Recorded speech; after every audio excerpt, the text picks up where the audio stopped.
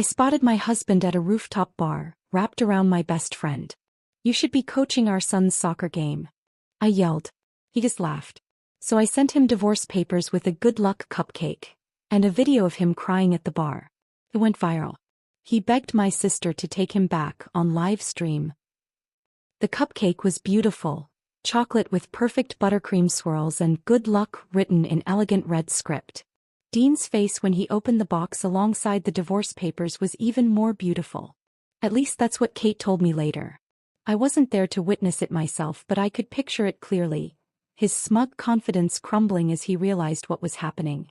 It had been exactly 8 days since I'd spotted him at that rooftop bar with Jessica, his arm wrapped around my best friend when he should have been coaching our son's championship soccer game. 8 days since he'd laughed in my face when I confronted him. 8 days of careful planning that led to this moment of perfect, sweet revenge. But let me back up to when my world first shattered. Every Wednesday afternoon followed the same routine. I'd rush from the Michaels' home where I worked as a nanny to pick up my son Tyler for soccer practice. I'd mastered the art of folding laundry at lightning speed while keeping one eye on the clock. The twins' tiny socks and onesies formed perfect little squares under my practiced hands. This Wednesday was different though. It was the championship game and my husband Dean had promised to coach. His morning text still illuminated my phone screen. "Got the playbook ready. See you at the field." I traced my finger over those words, a flutter of hope rising in my chest. After 3 canceled parent-teacher conferences and countless missed soccer practices, Dean was finally stepping up for our son.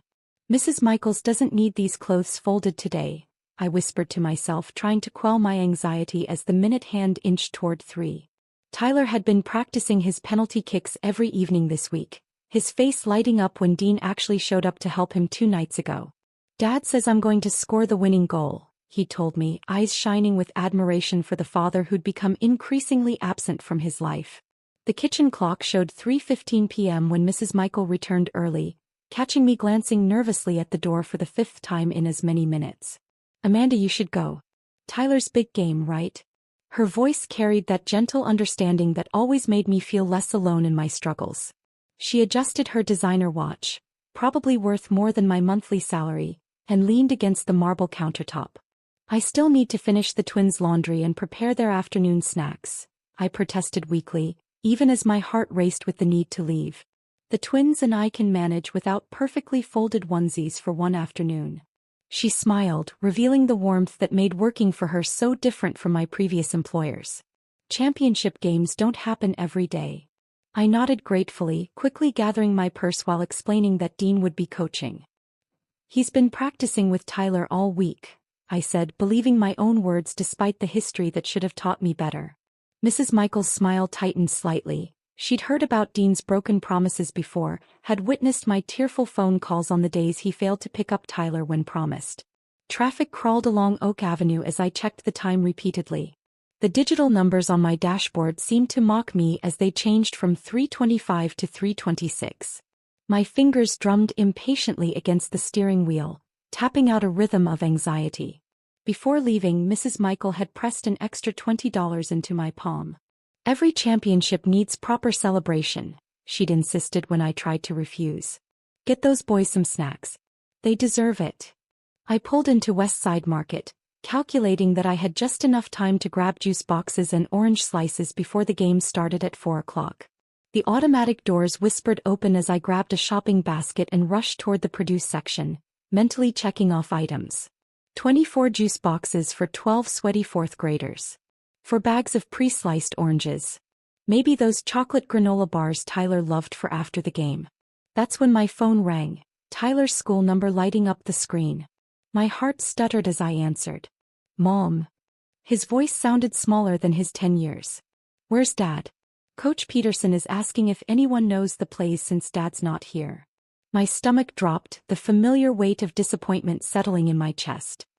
"He's not there yet?" I asked, knowing the answer before the words left my mouth. "No." The single syllable carried all the hurt Dean had inflicted over years of broken promises. "Everyone's parents are here except mine." "I'll be there in 10 minutes, honey," I promised, abandoning the shopping cart in the middle of the aisle. The oranges and juice boxes suddenly seemed trivial compared to the crack I could hear forming in my son's heart. My mind raced with excuses for Dean as I hurried back to my car. Traffic, work emergency, flat tire. The same excuses I'd been making for him since Tyler was old enough to notice his father's absence. I'd become an expert at painting Dean as the victim of circumstances rather than choices, shielding Tyler from the truth that his father simply didn't prioritize him. As I pulled out of the parking lot, I realized I needed to take a different route to avoid the construction on Main Street. The digital sign at the intersection had been warning about it all week. Road closed. Detour ahead. The detour would take me past the Loft, that fancy new rooftop bar downtown where Dean claimed corporate executives always dragged him 4 mandatory, after-work drinks. He described it with such disdain, as if these networking events were torturous obligations rather than opportunities to escape family responsibilities. The red light at Jefferson and Fifth seemed interminable as I sat fidgeting behind the wheel. From this intersection, I had a clear view of the Loft's outdoor patio 4 stories up. Despite the afternoon sun, I could make out the faces of patrons enjoying early happy hour, their carefree laughter carrying on the spring breeze. My breath caught in my throat as I spotted a familiar profile at one of the tables, Dean's distinctive gray blazer and the back of his head as he leaned in close to someone. The blazer I'd ironed just this morning. The blazer he'd put on while promising he wouldn't let Tyler down today. I squinted, sure I was mistaken, until he shifted slightly and revealed Jessica's unmistakable blonde hair cascading over her shoulders. My best friend since college, the woman who had stood beside me at my wedding, who had held Tyler hours after he was born, who had brought me soup when I had pneumonia last winter. Jessica, who had been texting me almost daily about her marital troubles with Brian, seeking my advice and sympathy. The light turned green, but I couldn't move as I watched her hand casually stroke my husband's arm, their faces inches apart in an intimacy that left no room for innocent explanation. A car honked behind me, the sound jarring me back to reality. I pressed the gas pedal mechanically, my vision blurring with tears I refused to shed. In that moment, as the Loft receded in my rearview mirror, I felt something inside me crack and reform. The hurt was there. A white-hot pain that threatened to consume me, but beneath it bubbled something unfamiliar, rage. Not the fleeting anger I'd felt during our arguments about his absences, but something deeper and more resolute. Dean wasn't stuck in traffic. He wasn't dealing with a work emergency. He was exactly where he wanted to be with exactly who he wanted to be with. And it wasn't with his son on the most important day of his 10-year-old soccer career. It wasn't with me. The truth settled over me like a sudden frost, cold and clarifying. As I drove toward Tyler's school, I made a silent promise to myself. This would be the last time Dean's choices would break our son's heart.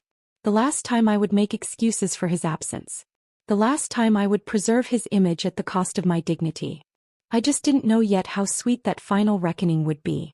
The steering wheel felt cold under my white-knuckled grip as I swerved into the nearest parking spot, tires screeching against the asphalt.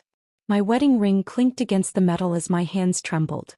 Looking up at the Loft's sleek glass exterior, I felt a storm brewing inside me, rage and heartbreak colliding like thunderclouds. My body moved on autopilot while my mind screamed contradicting commands. Go to Tyler's game, confront Dean, call Jessica, just drive away and pretend I saw nothing. Each option played out in rapid succession behind my eyes, none of them leaving me unscathed. The logical part of me knew Tyler needed a parent at his game. The wounded part needed answers. The wounded part won. I barely remembered locking my car or crossing the street. The building's revolving door spun me into a marble lobby where a security guard nodded as I strode toward the elevator bank. My reflection in the polished doors showed a woman I hardly recognized, cheeks flushed, eyes burning with a fire I'd never seen in myself before. The elevator ride to the rooftop seemed eternal. Each floor's soft ding marked another moment where my life as I knew it was ending. 5th floor. The Christmas when Dean had given Tyler a baseball glove, despite his passion for soccer. 6th floor. Jessica holding my hand through my miscarriage 3 years ago, promising she'd always be there for me. 7th floor. Our wedding day, Dean vowing to cherish me forever. 8th floor. The rooftop bar where those promises were currently turning to ash. When the doors finally opened, the cheerful hostess asked if I had a reservation.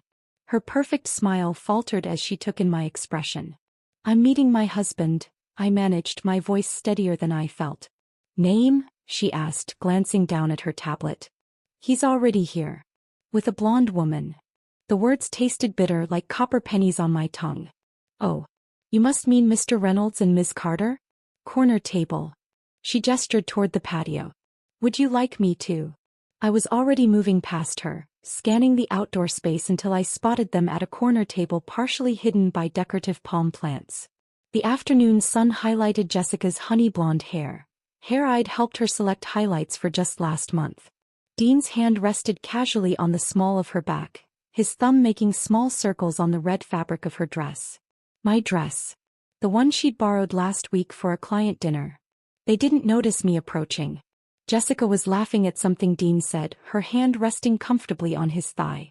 My husband, the same man who claimed he was too busy to attend a single parent-teacher conference this year, was casually swirling an expensive-looking cocktail while our son waited for him on a soccer field across town.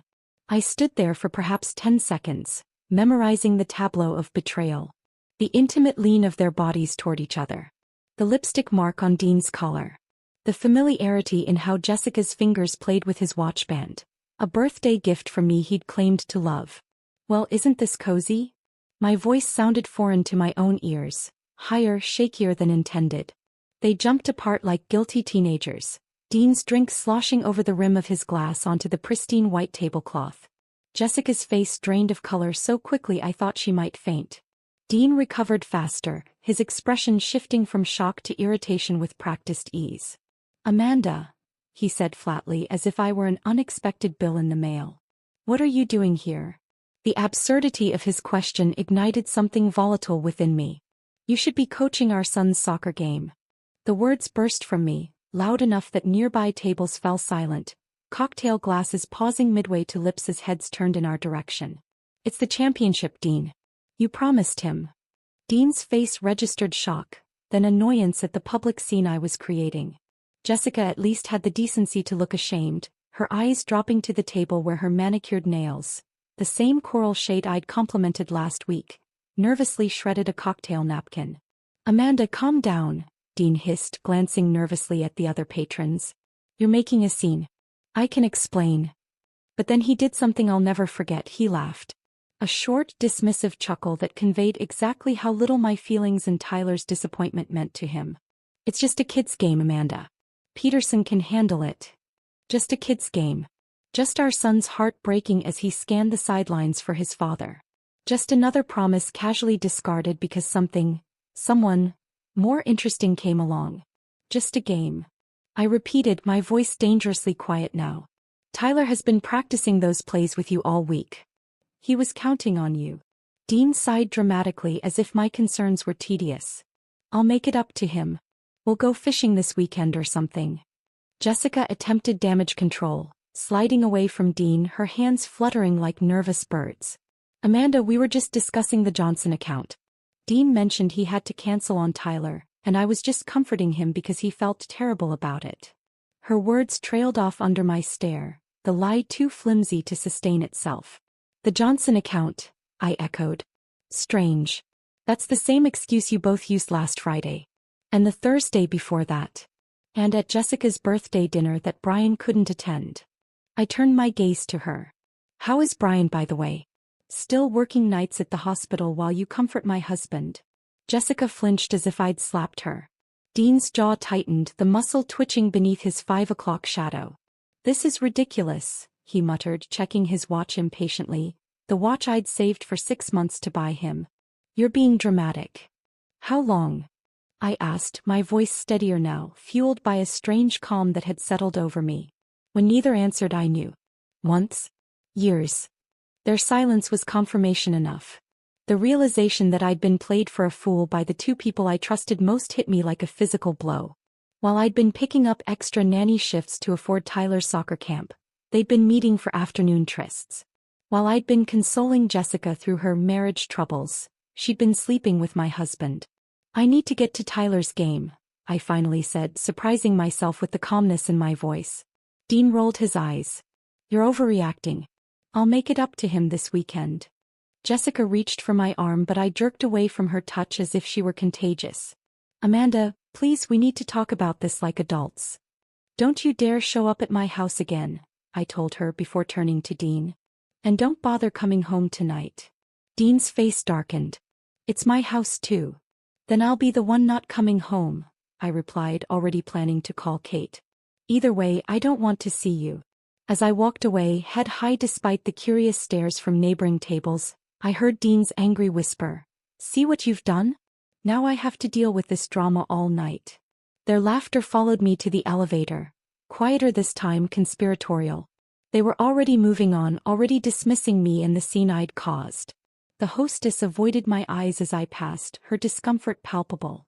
Inside the elevator, I watched the numbers count down, feeling oddly disconnected from my body. My reflection in the polished doors showed the same woman who'd ridden up minutes before, yet everything had changed.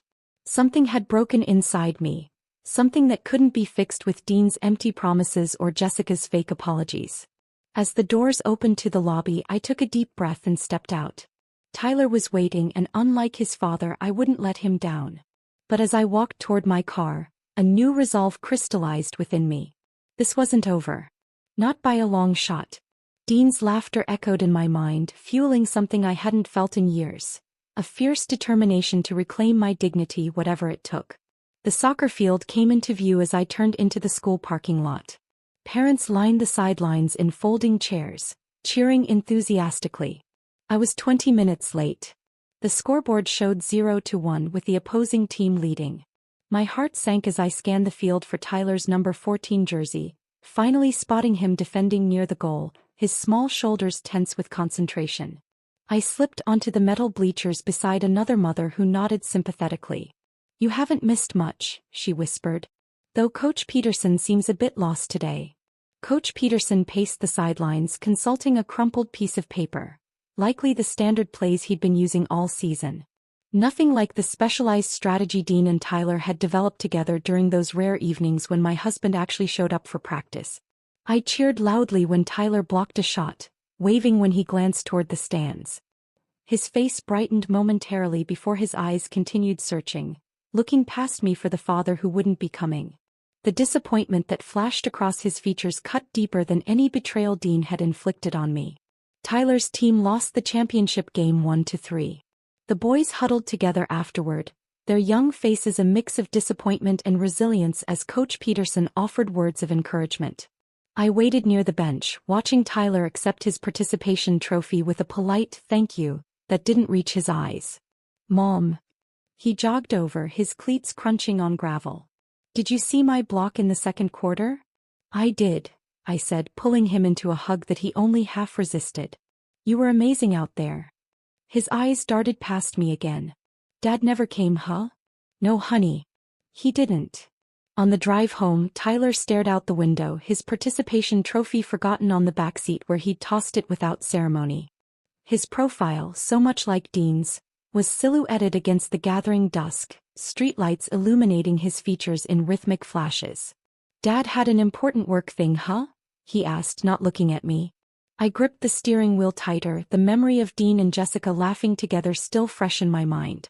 My throat constricted around the automatic excuse I'd always provided. For the first time, I didn't make excuses for his father. No, honey.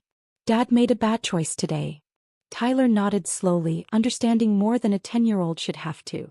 Like when he promised to come to my science fair but went golfing instead? The question stunned me. You knew about that? Mitch's dad saw him at the country club. He shrugged with practiced indifference that broke my heart. It's okay. I got second place anyway. We stopped for drive-through burgers, a rare treat on our tight budget. Tyler perked up slightly when I added a chocolate milkshake to the order.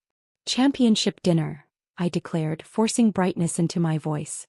You played like a champion today. At home, I helped Tyler with his shower, checked his homework folder and tucked him into bed earlier than usual. He was emotionally exhausted, falling asleep midway through our nightly reading routine.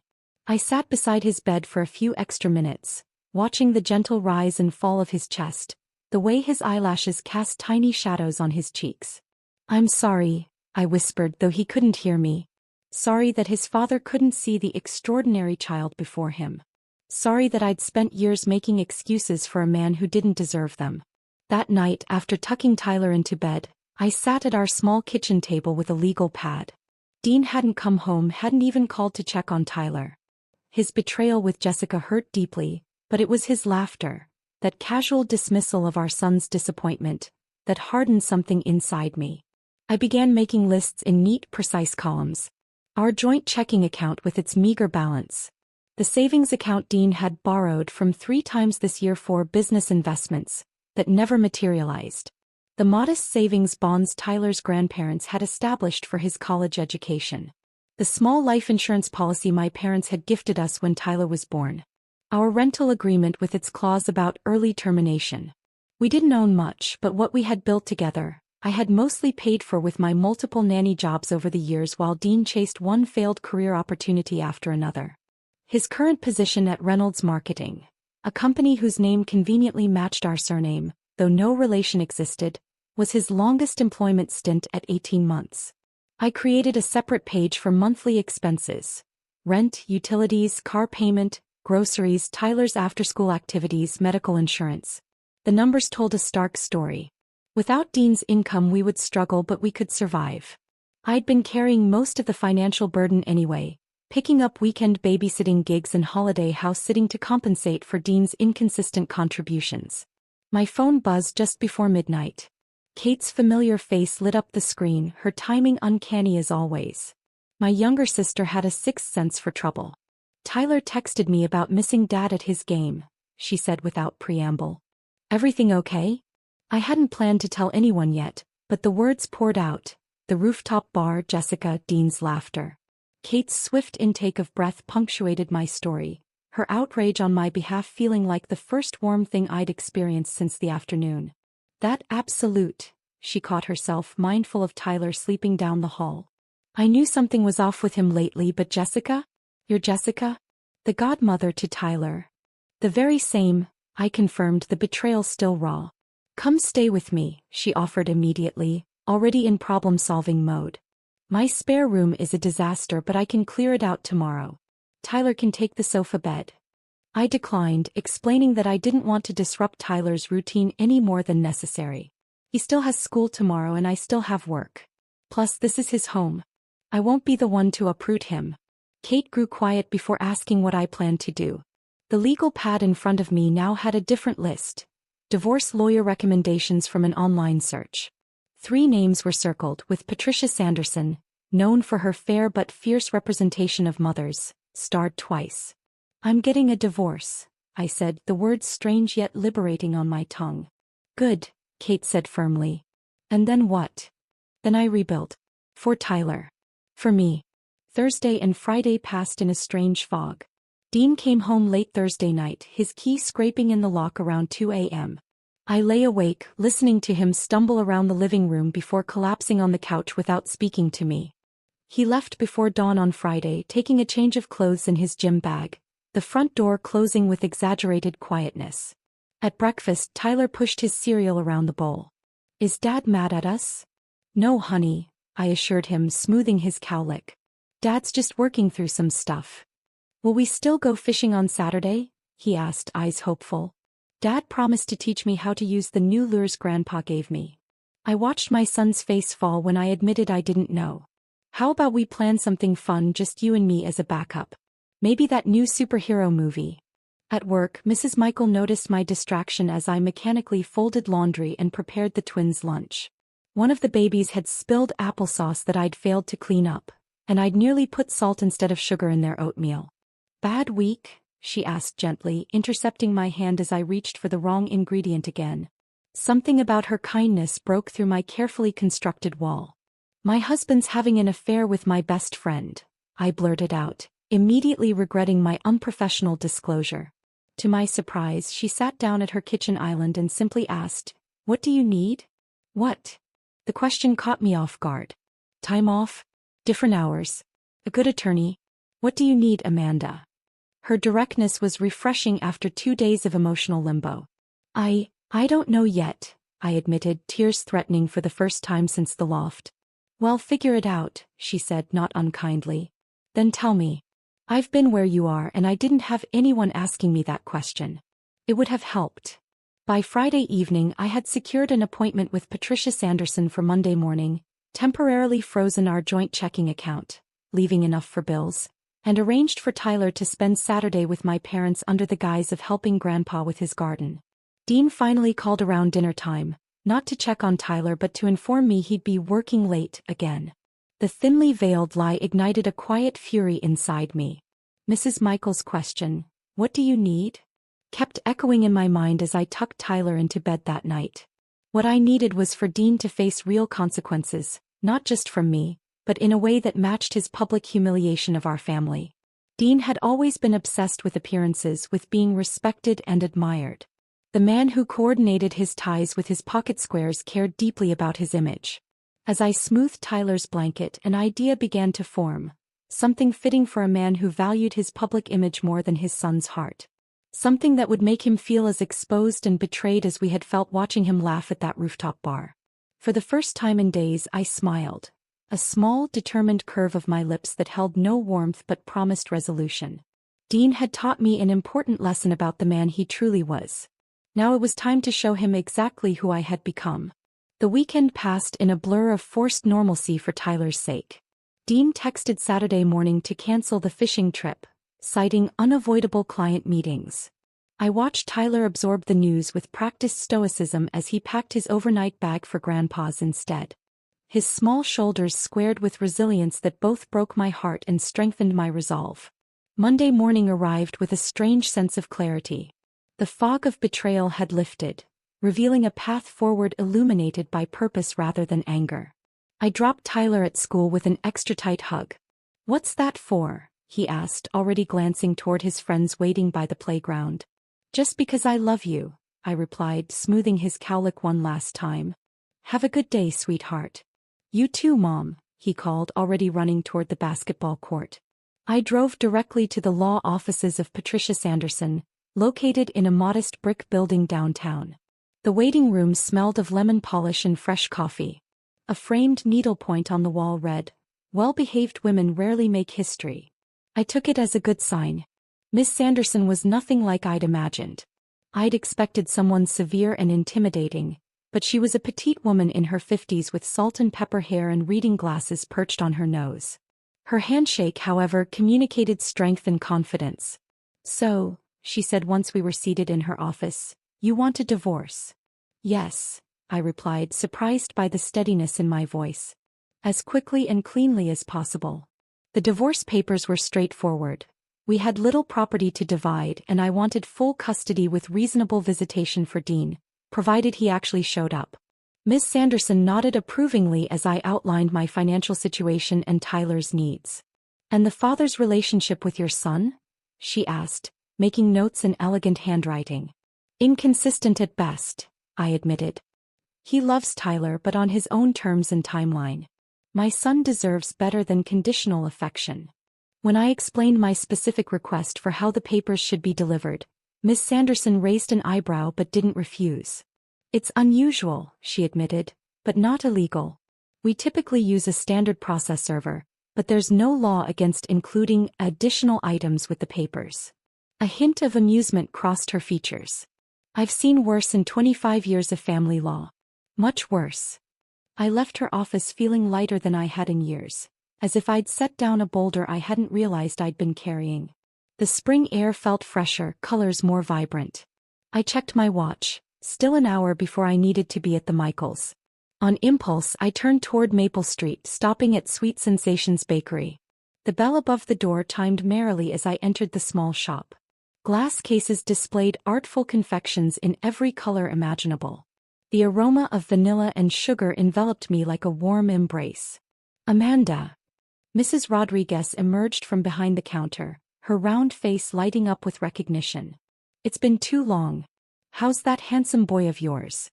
The bakery owner was a mother whose children I had occasionally watched years ago, before landing the steadier position with the Michaels. Her twins were in high school now, her oldest in college. "Tyler's doing well," I said, then hesitated before adding, "but I'm getting divorced."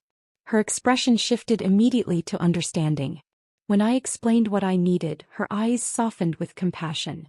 "I divorced Mr. Rodriguez 20 years ago when I caught him with my cousin," she confided, leaning across the counter conspiratorially. Never regretted it for a minute. Best decision I ever made besides opening this bakery. She showed me their selection of single cupcakes, each elaborately decorated with handcrafted fondant designs. Wedding cupcakes with delicate sugar flowers. Birthday cupcakes topped with miniature balloons. Anniversary cupcakes with intertwined hearts. Nothing for divorce yet, she joked, though maybe there should be. I selected a chocolate one with buttercream frosting, requesting "good luck" written in elegant script across the top. Mrs. Rodriguez led me to a small table near the window where we could discuss the design. She sketched several options on a notepad, her artistic talent evident in the quick strokes. This one, I decided, pointing to a design that balanced elegance with subtle irony, exactly the tone I wanted to strike. Mrs. Rodriguez worked carefully, adding small decorative touches around the edges, tiny buttercream stars and a delicate chocolate drizzle. Her hands moved with practiced precision as she piped the message in perfect cursive. "On the house," she insisted when I tried to pay. "Consider it a donation to the cause of women everywhere." I hugged her impulsively, this woman I barely knew who had become an unexpected ally in my moment of need. "You're doing the right thing," she whispered. "Stay strong." Wednesday afternoon found me unusually nervous as I watched the Michaels twins. I checked my phone constantly, waiting for confirmation that everything was in place. The cupcake waited in Mrs. Rodriguez's refrigerator. The papers were prepared in Miss Sanderson's office. All the pieces were aligned. Mrs. Michael noticed my frequent glances at the clock and shooed me out early again. "Go handle your business," she said with a knowing smile. I'd confided my plan to her over a glass of wine the evening before, after the twins were asleep. She'd not only approved but offered to keep Tyler overnight if necessary. "Every woman deserves at least one moment of poetic justice," she told me, refilling my glass. "And some men deserve a reckoning." I drove to the loft, parking across the street with a clear view of the entrance. My heart pounded in my chest, not from anxiety but from anticipation. At exactly 5:30 p.m. as predicted, Dean and Jessica arrived together, his arm casually draped around her waist as they entered the building. So predictable, these secret rendezvous that weren't so secret anymore. Same place, same time, same betrayal repackaged as something special. I wondered if he ordered the same overpriced cocktail for her that he'd been drinking when I confronted them. The small digital camera in my purse had been a Christmas gift from Dean 2 years ago. For taking better pictures of Tyler's games, he'd said, though he rarely attended them himself. Now it would serve a different purpose. I waited 30 minutes before entering the bar, giving them time to settle into their routine of intimate touches and false security. The hostess recognized me but said nothing as I declined her offer to be seated, instead heading directly to the bar. From my stool I had a perfect view of their corner table. I kept my distance, ordering a soda while surreptitiously filming their intimate behavior. Dean's hand on her knee. Jessica's fingers playing with his collar. Their heads close together as they laughed at some private joke. I positioned the camera discreetly, capturing several minutes of their interactions. Nothing explicit. I wasn't looking to create scandal porn. Just clear evidence of an ongoing affair rather than a one-time indiscretion. Evidence that couldn't be explained away as just discussing the Johnson account. When Dean excused himself to use the restroom, I seized the opportunity. Moving quickly through the happy hour crowd, I approached their table. Jessica's eyes widened in alarm as she recognized me. "Amanda." "Enjoy him while it lasts," I said quietly, causing her to nearly spill her wine. "What are you doing here?" she hissed, glancing nervously toward the restrooms. I smiled coldly. "Gathering evidence." "Did you know Dean's been texting my sister Kate too?" The lie slid out easily and I watched doubt flicker across Jessica's face. Affairs built on betrayal carried their own seeds of destruction. The constant fear that your partner would do to you exactly what they'd done with you. "You're lying," she whispered, but uncertainty clouded her eyes. "Why would I?" I replied with a shrug. "Just thought you should know what you're getting." "Good luck with that." I walked away before Dean could return, slipping out through the patio exit and back to my car. Mission accomplished. The last piece of my plan was in place. The delivery was scheduled for Thursday at 3 p.m., when Dean would be meeting with his biggest client. Miss Sanderson had confirmed the timing, And Mrs. Rodriguez personally boxed the cupcake that morning, adding a small note card with the bakery's logo. A touch of professionalism for what was, in essence, an act of glorious pettiness. I couldn't be there to witness it, but Kate could. My sister positioned herself at a cafe across from Dean's office building, texting me updates as I tried to focus on the Michaels twins. Delivery person just went in. Dean's coming out to reception. He's opening the box. Oh my God, his face. Then came the photo. Dean standing in his office doorway, divorce papers in one hand, cupcake box in the other, his expression a mixture of shock and embarrassment as colleagues peered curiously from their cubicles. His perfectly curated professional image crumbling in real time. Along with the papers and cupcake, I'd included a thumb drive containing selected footage from the loft. Nothing explicit, just enough to show his betrayal wasn't a one-time mistake, just enough to make it clear I wouldn't be gaslighted or manipulated into forgiveness. Kate's final text simply read, "Mission accomplished. He looks destroyed." I stared at the message expecting to feel triumph or at least satisfaction. Instead, I felt something quieter but more profound. Peace. For the first time since spotting them at that rooftop bar, I felt the ground steady beneath my feet. The twins were napping, the house quiet except for the gentle hum of the dishwasher. I sat at the kitchen island, scrolling through the photos Kate had sent, studying Dean's face as he realized his carefully constructed world was collapsing. In that moment of public unraveling, he looked so small, so ordinary, nothing like the man who had once seemed to fill every room with his presence. Mrs. Michael found me there, smiling at my phone. "It's done?" she asked, setting a cup of tea before me. I nodded, showing her the photo. She examined it, her lips curving into a satisfied smile. "The cupcake was a nice touch," she said. "Elegant. With just the right amount of pettiness," I added, and we both laughed, a free, unburdened sound that echoed through the sunlit kitchen. The twins woke from their nap an hour later, demanding snacks and stories. I moved through the afternoon routine with mechanical efficiency, my mind still processing the image of Dean's shocked face. Mrs. Michaels squeezed my shoulder supportively before leaving to pick up her older children from school. "Remember, Tyler can stay overnight if you need space," she reminded me. I arrived home to an empty apartment, grateful for the hour of solitude before picking up Tyler from his after-school program. I kicked off my shoes, made tea, and sank onto the couch, savoring the quietness. The vibration of my phone shattered the peace. Dean's calls started that evening, 15 in 2 hours, each voicemail more desperate than the last. The first came while I was stirring pasta for Tyler's dinner. "Amanda, call me back. This isn't funny. We need to talk about whatever stunt you're pulling." The second arrived as Tyler was telling me about his science project. "Amanda, seriously. Divorce papers? With a cupcake? People at work are talking. Call me." By the third, the anger had given way to panic. "Please just call me. I can explain everything with Jessica. It's not what you think."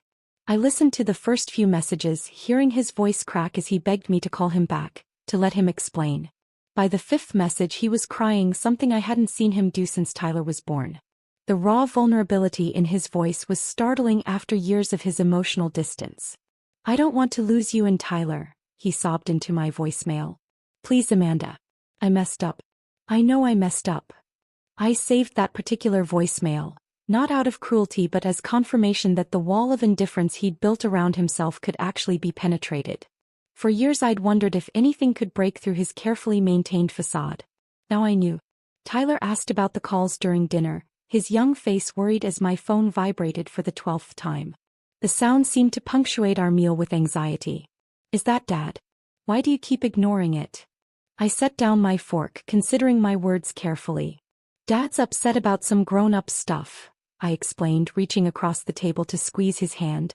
"But it doesn't change how much we both love you." Tyler nodded solemnly. "Is he coming home tonight?" "No, sweetie. Not tonight." After tucking Tyler into bed, I blocked Dean's number, giving myself permission to focus solely on my son's needs. The instant relief was palpable, like finally setting down a heavy suitcase I'd been carrying too long. That night I slept deeply for the first time in a week, dreamless and uninterrupted. Friday morning dawned clear and crisp. Tyler seemed lighter at breakfast, chattering about the class field trip to the Science Museum while I packed his lunch. I dropped him at school with our new goodbye ritual, 3 quick squeezes of his hand that meant, I love you. At the Michaels' house, the twins were fussy with emerging teeth, requiring extra comfort and distraction. I was kneeling on the playroom floor, demonstrating how to stack blocks for the 20th time, when Mrs. Michael appeared in the doorway, her expression cautious. Amanda, Jessica is at the door. She's asking to speak with you. My stomach dropped. I don't have anything to say to her. That's what I told her. Mrs. Michael's voice carried a protective edge. But she's insistent. Would you like me to send her away again? I considered for a moment, then shook my head. No, I'll handle the twins. You can tell her I'm busy. From the nursery window I watched their exchange. Mrs. Michael stood in the doorway, her posture unyielding. Amanda's busy with the children, I heard her say firmly. And you need to leave. Jessica's shoulders slumped in defeat as she nodded, turning back toward her silver Audi, a recent upgrade she'd shown off last month, attributing it to a bonus that I now realized probably came from Brian's surgeon's salary. Her designer sunglasses couldn't hide the puffiness around her eyes as she slid into the driver's seat. I felt a confusing mixture of satisfaction and sadness watching my former best friend retreat. 15 years of friendship dissolved by her choices. Birthday celebrations, college road trips, being her maid of honor, her standing as Tyler's godmother. All meaningless now. Later, Mrs. Michael handed me an envelope. She left this for you. Inside was a handwritten letter on Jessica's monogrammed stationery, the set I'd given her last Christmas. The elegant cursive was marred by tear stains and crossed-out words. The letter was full of apologies and excuses. They'd been unhappy for years, it just happened she'd felt overlooked by her own husband. The words blurred before my eyes, each sentence more self-serving than the last. The letter ended with a plea. I know I don't deserve your forgiveness, but please don't tell Brian. Her concern for her own marriage after helping destroy mine struck me as the final betrayal. I shredded the letter before leaving work, watching the pieces flutter into the recycling bin like confetti. The weekend provided a welcome respite as Tyler and I established new routines without Dean's sporadic presence. Saturday morning we made pancakes shaped like soccer balls. A messy experiment that left batter spatters on the ceiling but Tyler giggling uncontrollably. Mom, yours looks more like a deflated basketball, he laughed, pointing at my misshapen creation. Well, yours looks like Australia, I countered, prompting an impromptu geography lesson over breakfast. We visited the library, filling our canvas bag with books about space exploration, Tyler's current obsession. The children's librarian, Ms. Patel, recommended a cookbook with kid-friendly recipes when Tyler mentioned our pancake adventure. This has a recipe for pizza dough you can shape into anything, she whispered conspiratorially. Much more forgiving than pancake batter. Back home, we started planting a small vegetable garden in the containers on our apartment balcony, marking spaces for cherry tomatoes, basil, and the sugar snap peas Tyler insisted would grow all the way to the sky like Jack's beanstalk. Tyler asked fewer questions about his father's absence than I'd expected, perhaps because Dean's presence had always been inconsistent. Instead, he seemed to flourish in the predictability of our new routine, helping create our weekend schedule on a colorful chart that now hung on the refrigerator. On Sunday afternoon, while Tyler played with neighborhood friends in the apartment complex playground, I sat on a bench watching them race up and down the slide. The spring sunshine felt warm on my face, a reminder that life continued to move forward despite the seismic shifts in our family structure. My phone rang, Kate's familiar ringtone breaking into my thoughts. Dean showed up at my apartment this morning, she said without preamble, her voice a mixture of amusement and disbelief. He was crying, Amanda. Actually sobbing in my hallway. I sat up straighter, glancing toward Tyler to ensure he was still happily playing. What? Why your place? According to Kate, Dean had confused her apartment with mine. A mistake that seemed impossible given that Kate lived across town in a completely different building, in a high-rise with a doorman and security system unlike our garden apartment complex. He thought I was you at first, she explained. Started this whole speech about making amends and being a better man. Then he registered my pajamas and pink hair and realized his mistake. What did he want? I asked, watching Tyler coordinate an elaborate game involving the monkey bars and what appeared to be an invisible enemy. When he realized his error, he became even more distraught, begging me to intervene on his behalf. It was honestly pathetic, Amanda. He said he's been sleeping in his car because Jessica's husband found out and threatened him. I gasped despite myself. Brian knows. Apparently your cupcake delivery inspired Brian to send Jessica divorce papers too, with a whole box of cupcakes. 6 of them, all with different messages. Sweet Sensations is doing brisk business in divorce cupcakes this week. The irony wasn't lost on either of us. I felt a surprised laugh bubble up from somewhere deep inside me. I shouldn't laugh, I said, though I couldn't stop the smile spreading across my face. You absolutely should, Kate insisted. It's poetic justice of the highest order. She explained that she'd finally told Dean to leave, promising nothing except to let me know he was looking for me. He looked terrible, by the way. Unshaven, same clothes as yesterday. A far cry from his usual polished self. Monday morning brought my second meeting with Ms. Sanderson, who confirmed that Dean had been served properly and the divorce proceedings were officially underway. He called our office 16 times on Friday, she reported with professional detachment, flipping through a notepad. My assistant explained that all communication should go through legal channels now. As I left her office, I felt an unexpected lightness. The anger that had fueled my revenge had burned itself out, leaving behind a calm determination to build something better for Tyler and myself. On impulse, I stopped by the community college on my way to work, picking up brochures about their early childhood education program. Mrs. Michael had mentioned that the preschool where her sister worked was looking for assistant teachers, positions that came with tuition assistance. Standing in the sunlit campus courtyard, watching students hurry between classes with purposeful expressions, I allowed myself to imagine possibilities that had seemed unthinkable just weeks ago. For the first time in years, I pictured a future shaped by my own choices rather than Dean's broken promises. A future where Tyler and I thrived not despite his father's absence, but because we had finally stopped waiting for him to show up. The community college brochure became my roadmap in the weeks that followed. I filled out the application that evening at the kitchen table, Tyler coloring beside me, occasionally peering over to ask what different words meant. Matriculation, prerequisite, accreditation. Each term represented a step toward the future I was building for us.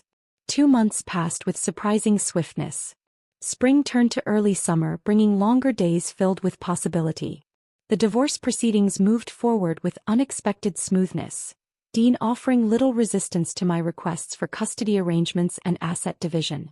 Miss Sanderson seemed almost disappointed by the lack of drama. Most clients would be thrilled with such a straightforward case, she remarked during our May meeting, but I have to admit, I was looking forward to using some of my more creative legal strategies. Tyler finished 4th grade with improved grades and a renewed interest in soccer. His final report card showed remarkable progress in mathematics and reading, subjects he'd struggled with earlier in the year when Dean's empty promises had left him distracted and anxious. Ms. Rivera says I might qualify for the advanced reading group next year, he announced proudly, placing his report card on the refrigerator next to our weekend activity chart. Dean eventually stopped trying to contact me directly, the stream of desperate voicemails and text messages drying up after Ms. Sanderson sent a firmly worded letter about harassment. Instead, he began following the court-mandated communication channels regarding visitation with Tyler, sending formal emails that read like business correspondence rather than co-parenting discussions. His first supervised visit was scheduled for a Saturday afternoon at the family center downtown, a neutral location where trained social workers observed parent-child interactions. I dreaded the drop-off, uncertain how Tyler would respond to seeing his father after weeks of separation. What if Dad doesn't remember the new handshake I made up? Tyler asked as we drove downtown, his small fingers fidgeting with his seat belt. Then you'll teach it to him again, I reassured him, though internally I questioned whether Dean would even notice such details. When we arrived at the center, Dean was already waiting in the lobby, dressed in pressed khakis and a blue button-down that made him look like he was heading to a job interview rather than meeting his son. Something about his posture had changed, the confident swagger replaced by a wary hesitance that made him seem smaller somehow. I exchanged minimal pleasantries with the social worker before hugging Tyler and promising to return in 2 hours. As I walked away, I glanced back to see Dean kneeling to Tyler's height, his expression more attentive than I'd seen in years. Dad cried when I told him about scoring the winning goal in our last game, Tyler reported afterward, seeming confused but somewhat pleased by his father's emotional response as we drove home. And he knew all the players on my team, even though he's only been to one game. I simply nodded, keeping my opinions about Dean's newfound attentiveness to myself. Tyler didn't need my skepticism or bitterness. He needed space to rebuild whatever relationship with his father was possible now. Our apartment felt different after I rearranged the furniture and replaced Dean's oversized leather recliner, the one he'd insisted on buying despite its ridiculous scale, in our small living room, with a compact desk where I could study. The space felt airier, more intentionally designed rather than a collection of compromises. 3 nights a week after putting Tyler to bed, I spread my textbooks across that desk, working through assignments for my first community college courses. Early childhood development, introduction to psychology, and English composition filled my evenings with intellectual challenges that had nothing to do with navigating Dean's moods or making excuses for his absences. Mrs. Michael had not only recommended me for the assistant teaching position at Sunshine Preschool but also adjusted my nanny schedule to accommodate my Tuesday and Thursday morning classes. "Investing in yourself is never wasted effort," she told me when I thanked her, passing me a cup of coffee in her kitchen one morning. "Besides, the twins adore you. They can share you with some preschoolers for a few hours a week." The divorce would be finalized in another month, according to Ms. Sanderson, who seemed pleased with the straightforward proceedings.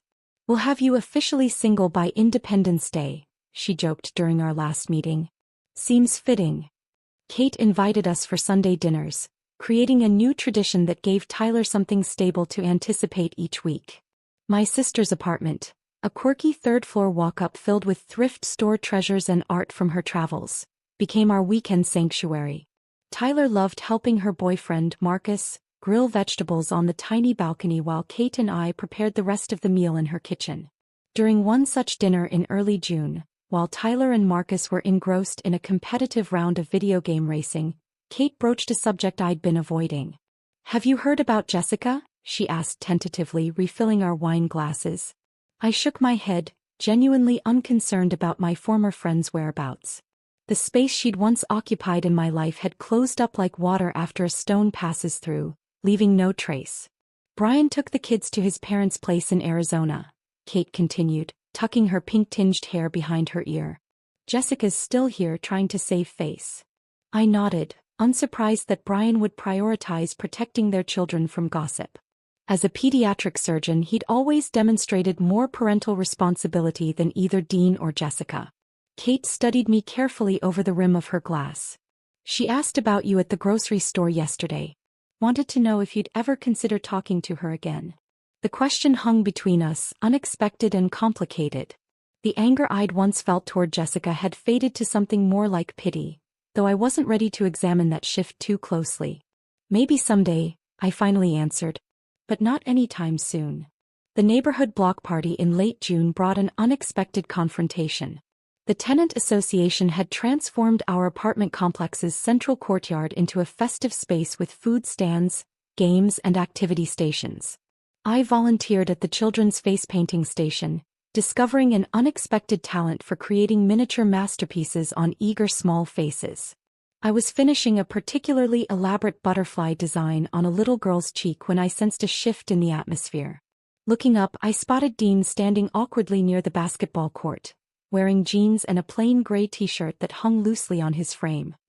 He looked thinner and less confident than I remembered, almost uncertain of his right to be there despite living in the complex until recently. He kept his distance but watched Tyler playing basketball with friends, his expression unreadable from where I sat.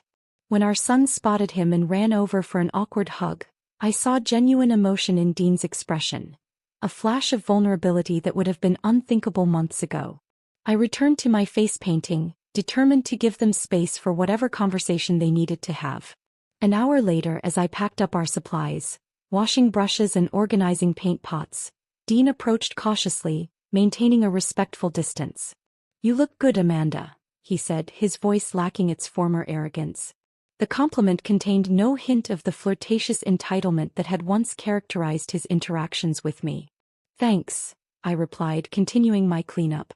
"How are you settling into the new place?" "It's fine. Close to work."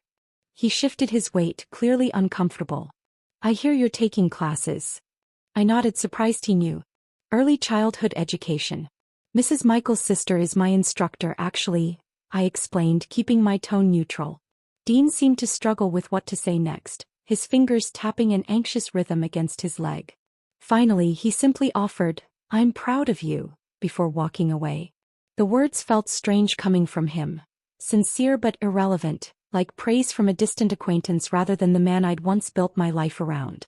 I realized with some surprise that his opinion, once so crucially important to my sense of self-worth, now carried no more weight than a casual comment from a neighbor. By July, Tyler and I had settled into routines that no longer centered around accommodating Dean's unpredictable schedule.